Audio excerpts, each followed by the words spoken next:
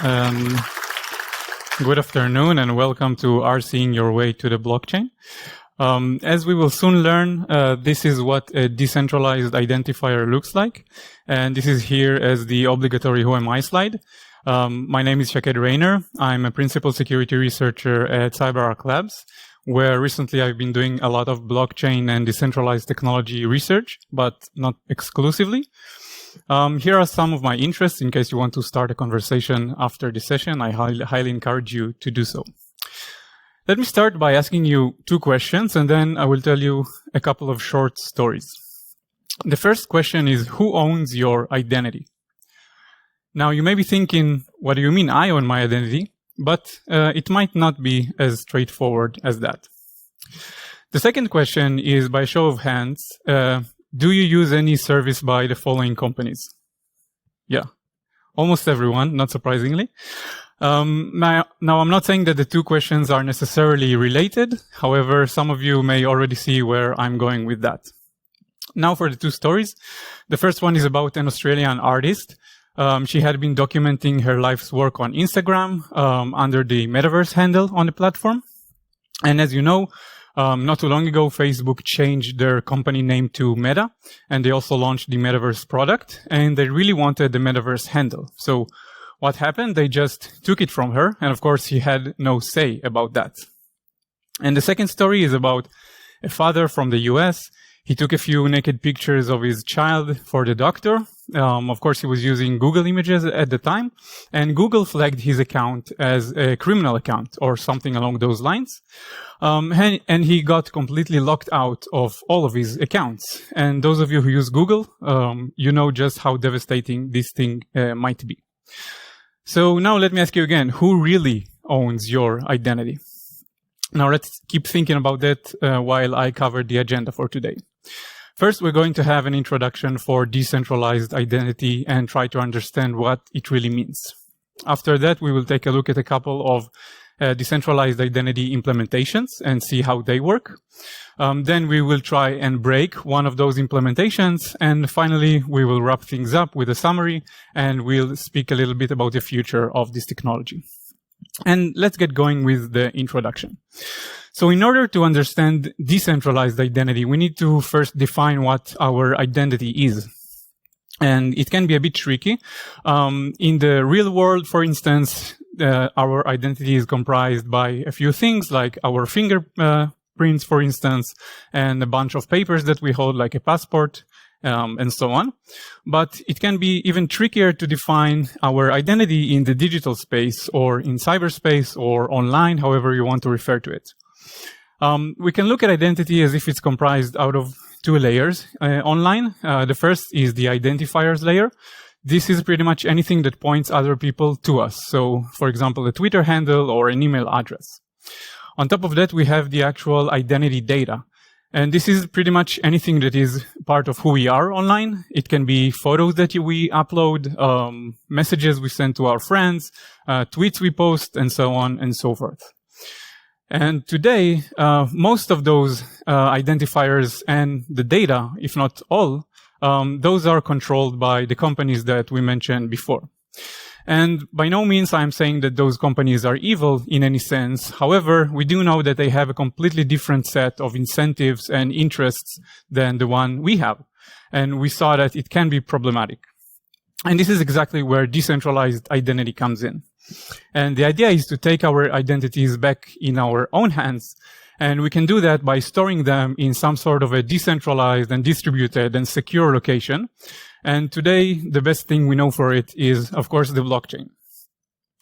Now, in order to understand the difference between centralized identity and decentralized identity, we can look at a similar difference between our traditional monetary systems and cryptocurrency. Where in the traditional sense, let's say we have a bank, we know that it is a centralized entity, controlled by one entity. We know that they are the only ones who hold, let's call it the database of the balances of everybody's accounts. And we don't have physical or technical access to our assets, even though we own some money in it. And with cryptocurrency, of course, we know that it is decentralized and the database of balances or the ledger is distributed across many different nodes in a network. And we know that we are in control of that money using, of course, our private key that we keep safe and keep secure. And this is the only way, technically, to transfer money out of our accounts. And this is the main difference between the two. Now, in an identity context, it would look something like this, where we will still have a wallet, of course, and this wallet will contain our private keys that are associated with our identity. But instead of monetary transactions, we can have identity operations. So things like creating an identity, updating it, revoking it, and so on. And both those operations, as well as the public keys that are associated with our identities, will be stored in some sort of a distributed ledger or a blockchain. And the simple use case will be as follows. First, we can create an identity by just generating a pair of cryptographic keys. Then we publish those keys to the blockchain, publish the public key, of course, and we keep the private key safe. Then we can use those keys. We can either sign or encrypt information using our private key so that later others in the network can verify and validate that the information indeed originated from us.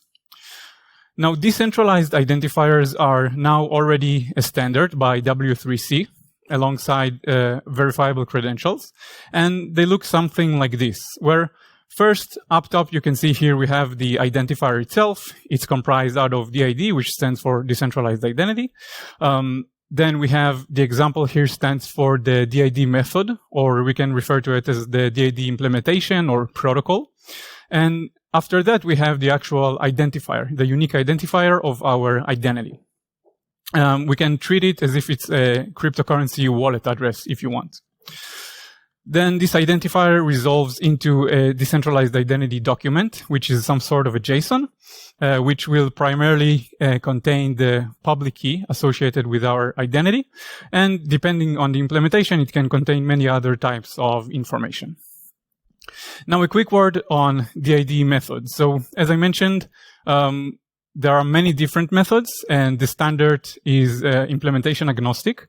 We can go all the way from just using it statically, so I can generate a pair of keys, write my private key on a piece of paper, and just start to use that this way. But we have a lot of other types of implementations, and we will see a couple of those in just a bit. Now, finally, for the introduction part, in terms of use cases, what can we actually do with decentralized identity? In my opinion, at least, the sky is the limit, and we can do pretty much anything we do online better with decentralized identity.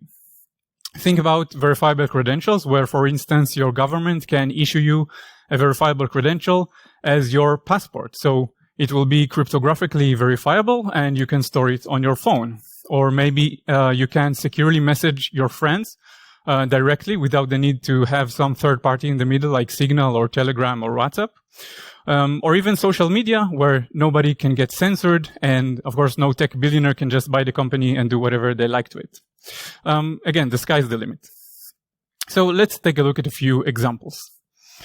When I started to work on decentralized identity technology, a couple of implementations stood out to me. The first one, we will cover it very, very briefly. It was a layer 2 solution. And layer 2 in the blockchain sense, it means that we have a new layer which is built on top of an already established blockchain. And this one, it stood out because it was by the tech giant Microsoft. It was called Microsoft Entra. And basically they built a network called the Identity Overlay Network, or ION, which is an identity layer that sits on top of Bitcoin, which is an already established blockchain. So I don't want to get too much into the details here. I was able to find two very minor issues in Microsoft Entra. I have a blog post on that. If you like to learn more about the technology and the issues, I will link it at the end. But I just wanted to bring to your attention that we have a lot of types of decentralized identity networks and implementations, and this is one layer 2 solution.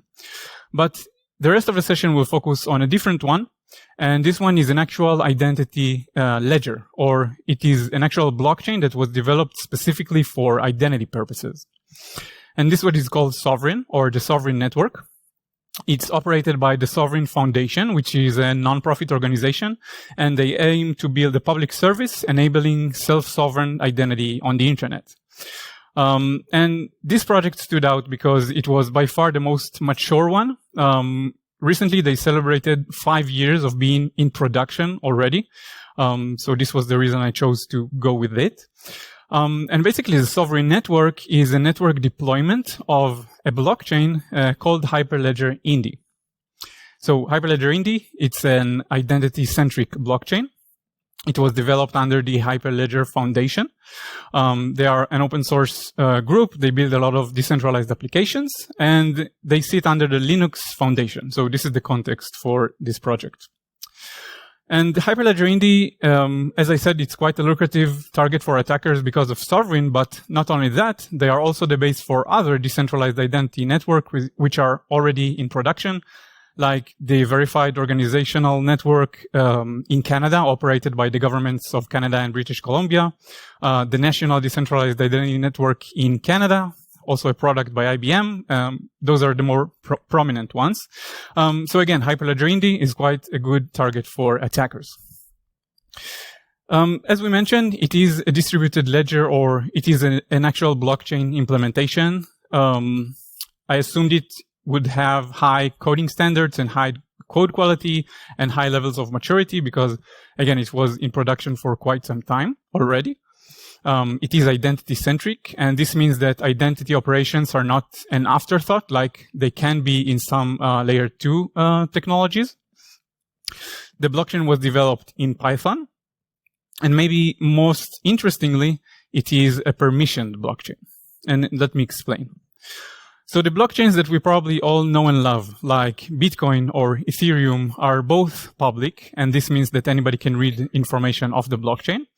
And they are also permissionless. And this means that anybody can set up a node and start to build blocks and validate transactions and actually write to the chain. But we also have some private blockchains, for instance, like Enterprise Ethereum, where not everybody can read information from the blockchain. And in Hyperledger Indy, we see a blockchain which is public, so anybody can read information from it, but it's permissioned. And this means that only very specific organizations are allowed to operate a node and to participate in the consensus algorithm. And those organizations are defined by the network operator in a governance document when you create the network. So Rick does raise a good point here, and you might be thinking kind of the same thing. And it is a valid point. However, permissioned blockchains are being used currently, and they have their use cases. Of course, they also have some advantages. So first of all, if we look at efficiency and cost effectiveness, of course, they are more efficient because you don't need to have as many nodes in order to operate the network properly. It's quite clear. They also add a layer of client trust, because if you think about it, let's say we have a permissioned network. We can have, let's say, 20 or 30 nodes that are actually validating transactions. And as end users, we can know those nodes by their public keys. And this means that whenever we try to read or to ask somebody to read information from the chains and give it to us, we can make sure that indeed all the nodes, or that enough nodes, agree on this information that we're getting, and it's not being modified in any way. And of course, in terms of disadvantages, we have the centralization factor, which is, of course, permission networks are more centralized. There's no way around that. And also security kind of suffers. Because if you think about it, let's say as an attacker, you get control over 30 Bitcoin nodes. Doesn't help you very much unless it's 50% or more of the node in the chain. However, if we're talking about a permission chain, which only has like 30 nodes, in some cases, we are looking at a different scenario. So Hyperledger Indy, the blockchain itself, or the node itself, is operated by two projects. The first one is Indy Plenum, which gives it the consensus layer of the network. And the second one is Indy Node. And the Indy Node is the actual identity layer, and this is what we are going to focus on in this session. And in a high-level overview, the network looks kind of like this, where we have the green nodes, which are the validator nodes, or the permissioned nodes that are set in the governance document. Those are the only nodes that can actually write to the network. Then we also have some read-only nodes, and anybody can set up a read-only node and start to read information from the chain. You don't need to have any permissions to do that. And the number of nodes is set by the following formula. It equals to 3f plus 1, f being the maximum number of malicious nodes allowed in the network. And this is a feature of the consensus algorithm. The nodes communicate with other nodes and other clients in the network using the 0MQ protocol, which is an authenticated TCP-based protocol. And the consensus algorithm itself is called RBFT. RBFT stands for Redundant Byzantine Fault Tolerance. You may know BFT already. It's a consensus algorithm from 1982. A bunch of generals were trying to decide whether to attack or retreat. And they tried to do that even considering some of the generals were malicious or Byzantine. And this is what allowed them to do that. And this is also what allows the network to come to a consensus, even if some of the nodes are malicious, a small fraction of them. And we're doing it redundantly. It just means we have a few instances of BFT running together, and it helps to increase the network throughput and latency. So this is about the consensus algorithm. Now, in terms of the ledger or the database itself, it's actually comprised out of 4 different ledgers, each with its own role. The first one is the domain ledger. This one is the one which is most relevant for us today. This is the one that actually contains the identity operations or identity transactions, as you can see here. Then we also have the pool ledger, pool being the group of all the nodes that we have in the network. Then we also have the config ledger, which holds some configuration, global configuration regarding the entire pool. And lastly, we have the audit ledger. And this ledger is just here in order to synchronize the other ledgers together, because we need to know whether one transaction in one ledger happened before or after the transaction in a different ledger. So this is here to do that. And now we have enough basics, and we can start to look at some vulnerabilities and try to find out how to break this kind of network. So whenever I approach a project like this, it's always important to have focus, because again, we have a lot of moving parts here, and it's important to stay on track. And this time I chose to focus on the Indy node itself, on the identity layer. First of all, because when we're talking about blockchain, the most interesting code is usually the code that operates the node, because this is what gives the blockchain life. And this is what I chose to work on. And the first thing I usually do is to look at some prior work that was done in this field. And in decentralized identity as a whole, I only could find 2 vulnerabilities, 2 CVEs. And coincidentally, they both were in Hyperledger Indy. So this is an example for one of them. I don't want to get into the details, but the node just gets an invalid request that causes it to misbehave in the consensus context in some sense. Here's just the diff of the code. You can see that an invalid timestamp was handed to the node, and it causes havoc.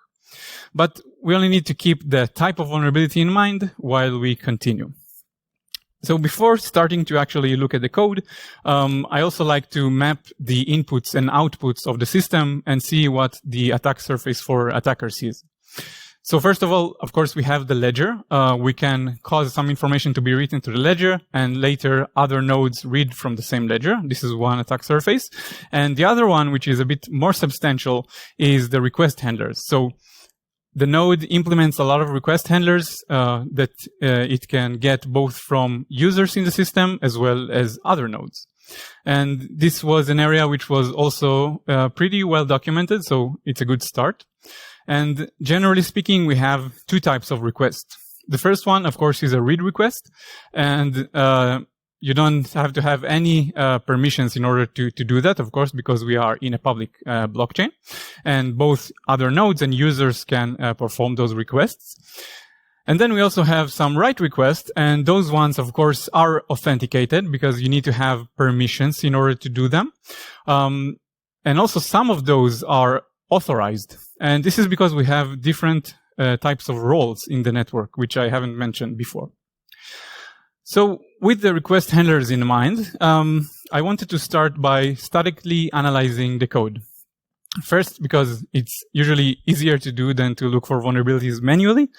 And we also have a Python code base, and the code was fairly simple and very well structured.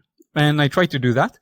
And basically, I used CodeQL, which is a static code analysis framework by GitHub. It basically lets you treat your code as an SQL database. And I ran a few queries of generic Python vulnerabilities. And I also tried to characterize the vulnerabilities we saw before of the node getting some untrusted information and then passing it on to another external function, let's call it. And unfortunately, this time it didn't yield any results. I just wanted to leave that here in case for you to know that I do think that it's a very important stage in the research process. And the potential is very big because you can find some low-hanging fruits this way, but unfortunately not this time. If you're interested in talking a little bit about those queries, please come and talk to me later. But now there's no choice and we have to take a look at the code up close. So I cloned the repository, and as you can see, everything was very nicely organized. And again, very extensively documented. They even had some flowcharts of the request handling process of different types of requests. So again, very nice. And some documents about how the request handling is done. So I started to go over all of the request handlers one by one, and I started to look for some interesting areas in the code. And by interesting areas, I mean the following. First, the use of uninitialized data, or maybe areas where the node doesn't check whether information actually exists in the request and just starts to use that. Secondly, lack of input validation, which is kind of straightforward. Then requests that have high code complexity. As you know, those areas tend to be more prone to vulnerabilities. And finally, I was also looking for discrepancies between what the code ultimately implemented and what the documentation specified the code should do. This is one of the request handlers, just to give you a feel of how it looks like. As you can see, again, everything seems very well structured, and it looks like the developers really know what they're doing. Every request handler inherits from one of two abstract classes, either a read request handler or a write request handler, and they also need to implement some virtual functions for different checks and validations. So soon enough, I encountered one request handler called the pull upgrade handler, which was very interesting. And it's for a few reasons. First of all, it's a write request handler, so inherently it's a bit more interesting than a read request one. Then it has upgrade in the name, and upgrade in a system is usually a very sensitive process. And most importantly, I found a discrepancy between what the documentation specified and what was actually implemented in the code. So let's have a look. On the left here, we have the documentation, and we will start with that. We see that the pull upgrade is a command to upgrade the pool. Again, pool being the group of all the nodes. It is sent by a trustee, which is a very privileged role in the network. And it says that it upgrades the specified nodes. Okay. Based on the parameters documented, we see that we need to supply a version string. And this is the version of the Indy node package we want to upgrade to. So it seems simple enough. We will provide some number as a string in the request, and the Indy node package will get upgraded to that specified version. Okay, so now let's have a look at the code. And doing that, we quickly see that we have one undocumented parameter being processed by the node. And based on the error string, it looks like it is a package name that we want to upgrade. So maybe we can upgrade another package, not only the Indy node one, like the documentation specified. So at this point, I was already quite intrigued, and I wanted to find out exactly what's happening with this undocumented package parameter. So let's do that. So the first thing done here is the node checks whether the parameter exists or not. And then it passes it on to the next function that is called check upgrade possible, to probably check whether the upgrade is possible. In this function, we see that the parameter is just being passed to the next one to get probably some current information on what's now installed on the node. And let's follow that. And here you can see, again, it's just being passed to the next function to get current info on the package currently installed. And here we can actually see some functionality finally implemented. As you see, the node composes a command, dpkg-s plus our supplied undocumented package parameter. And then it executes this command as a shell command. So at this point, I thought, okay, this might not be the way I would implement something like this. It's a bit weird. But let's go ahead and see what kind of sanitizations or checks they implemented on the input that we provide. So in the compose command function, as you can see, we have no sanitizations whatsoever. And if you continue to the run shell command, as you can see, we're simply running it with subprocess and no checks are being made here. So at this point, I thought that I must have missed the sanitizations or input checks. Because again, this can't really be a 90s style command injection vulnerability kind of thing, right? Right? So I decided to write it in my notes and to continue to finish going over all of the request handlers. And then at the end, I will set up some testing environment and I execute this command and I see exactly where the checks that I was missing were. So I tried to do that and it turned out to be quite of a hassle because, of course, I cloned the repo and just tried to execute it as they mentioned, but it didn't work. And finally, I ended up using a different branch of this Indy node repository that they suggested I would do. Finally, it was working inside of a dev container. Long story short, I had a testing environment running. And luckily, they also had quite an extensive PyTest framework for their code. And it allowed me to easily start a new network, run a few nodes locally, create client wallets, send requests, and so on. So it was kind of nice. So this is the first thing I did. This is one testing file I wrote. And as you can see, we are sending a pull upgrade request with the undocumented package parameter. We supply a package name, then a semicolon, and then a command, touch/pwn, to create a pwn file in the root directory. So, spoiler, I tried to execute this, and no pwn file was created. And I said, okay, that makes sense. Let's find out why. Let's find the sanitizations that I was missing. And I started digging into the logs and the code, but I couldn't find any sanitizations. So naturally, I added a few print statements in different places in the node. And also then, weirdly enough, my printing weren't working.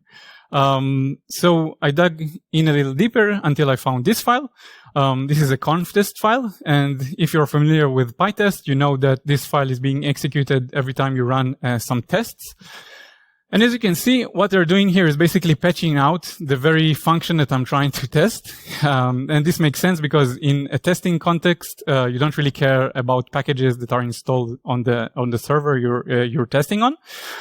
So I had to patch out this patching function, and then I tried to execute it again, and let's see what happened. So now we're checking that there's no pwn file first. And this is the test file I showed you before with the pull upgrade request. Now we're going to start the test. And the network is now being genesised. And a few nodes are being executed locally. Then we create a client wallet and send this request. And now once we're done, we see that we have a /pwn file. So this means that we have code execution. Okay, thank you. So first, naturally, I was very happy because this is an RCE. But then I was also kind of concerned because, as I mentioned, Hyperledger Indy is the base for many different production level decentralized identity networks. But then I remembered that the documentation said that the pull upgrade request should only be sent by a trustee, right? So Those of you in smart contract security probably know the secure coding pattern, checks effects interactions. This is basically just a guideline for programmers on the order they need to perform specific actions in order to reduce attack surface for attackers in reentrancy vulnerabilities. But you may not be aware of a much more ancient secure coding pattern that is reserved only to the most secure applications. It's called the authorize do. Where first you authorize the action you're about to perform, and only then you perform it. And if we take a look at the pull upgrade request handler, I know you cannot read it, but this is where we can trigger the vulnerable code, and this is where the authorization happens. So again, this is where the vulnerable code lies, and this is the authorization part. So unfortunately, anybody in the network can just send this and trigger the RC. So I don't mean to disrespect the Indy team because they are authorizing the actual upgrade process, but as you saw, the vulnerability lies in the, let's call it, pre-processing of this request. So let's try to get out of the testing context and build an actual exploit. So the plan is as follows. First, we're going to create a new DID because we have to have a decentralized identifier in order to send requests in the network.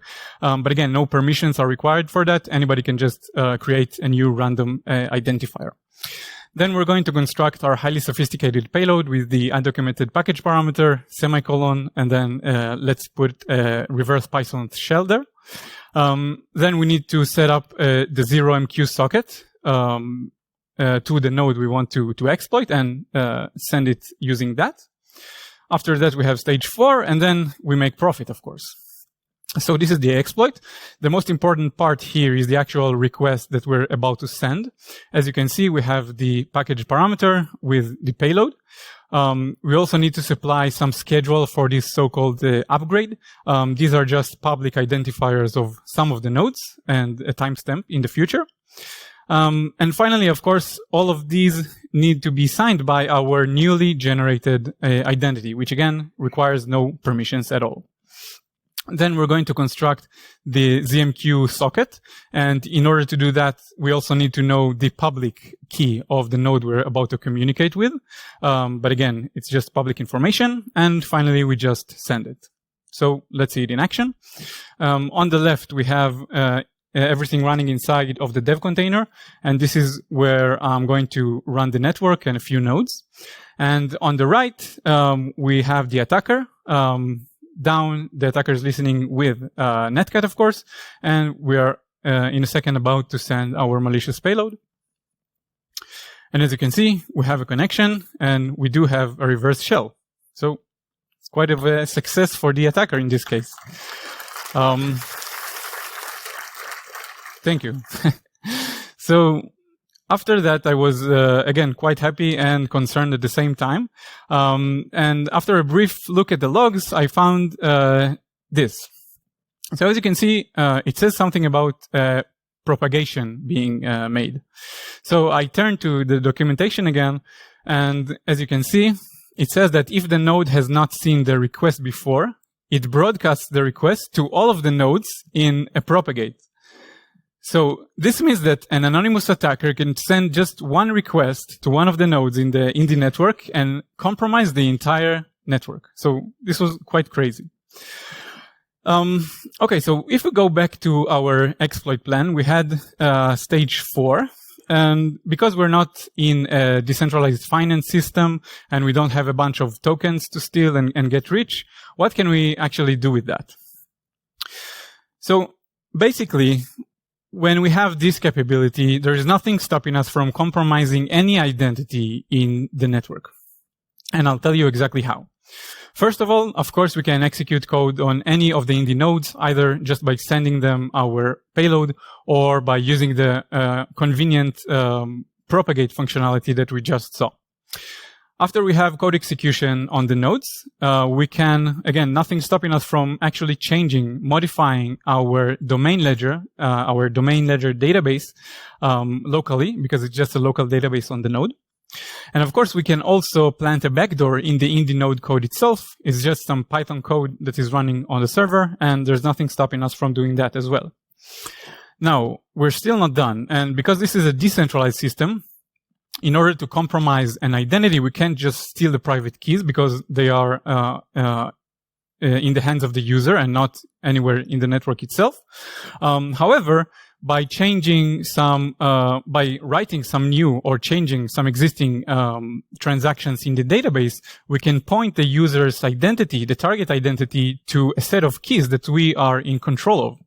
And also, we can insert a backdoor again that will accept invalid key rotation operation for the target did that we would like to compromise. So again, nothing stopping an anonymous attacker from compromising any identity in the network. So it really is our roots that give us our identity. And of course, this issue was reported and fixed by the Indy team. I just want to bring to your attention the CVSS score of this issue. As you can see, it's a 10 out of 10. So on the one hand, we have a very simple vulnerability. However, the impact on the actual network is devastating, and this is why we see this score. So now let's wrap things up with some thoughts on the future of this technology. First of all, let me tell you that I am rooting for this technology. Though the state of decentralized identity that we saw today seems kind of bleak, I do think that the future is bright for it. But as you saw, we do need some more security people working in this field, so please come and join me. Don't leave me hanging. Next, in terms of the security of those systems, decentralized identity systems and decentralized systems as a whole and blockchain systems, they come with big promises like being completely decentralized and more secure. And we know that this is not necessarily the case. As with every new technology, they bring new attack surfaces and present them to attackers, as well as, like we saw, still potentially remaining vulnerable to some of the old, more traditional attack surfaces. Then I also think we need to reconsider our modules. I really don't think that a tech giant like Microsoft should own a decentralized identity system if we want to see it getting popular. And I'm also not sure that a permission model of a blockchain is what is suitable in this case. Then in terms of future work, there has been some developments in the field since I last worked on that. So I am planning to work on some new implementations of decentralized identity that came out recently. And again, please come and join me. So I'm going to leave you with this quote. This is my Twitter handle. Please talk to me about anything blockchain or decentralized identity related. Here is the blog of CyberArk Labs, where we have a lot of information on what I discussed here today and also some stuff I left out. And I'd like to thank you very much for joining this session. Thank you. And now, if you have any questions, I think we still have time. Yes, we do.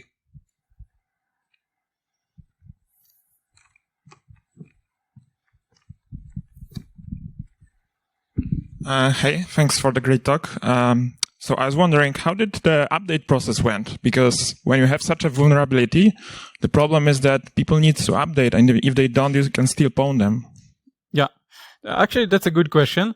And this is another advantage of a permission network. I talked to the Indy team, and they were able to, of course, create a fix. And before they disclosed it publicly, they were able to coordinate with all of the network operators of the major networks and to make them fix the issue before making it public. So again, it's another advantage of the permission model. And I hope that you could also see that if someone else exploited it because the transactions are public. Or known at least. Think about this. No, this is not, the request handler is not handling the transaction. Oh, okay. In this case. So this is like an API just. Yeah, exactly.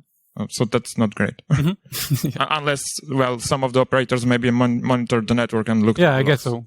They haven't told me that it has been exploited in the wild, but I guess we can never really know. Okay, thanks. Any more questions? Right here.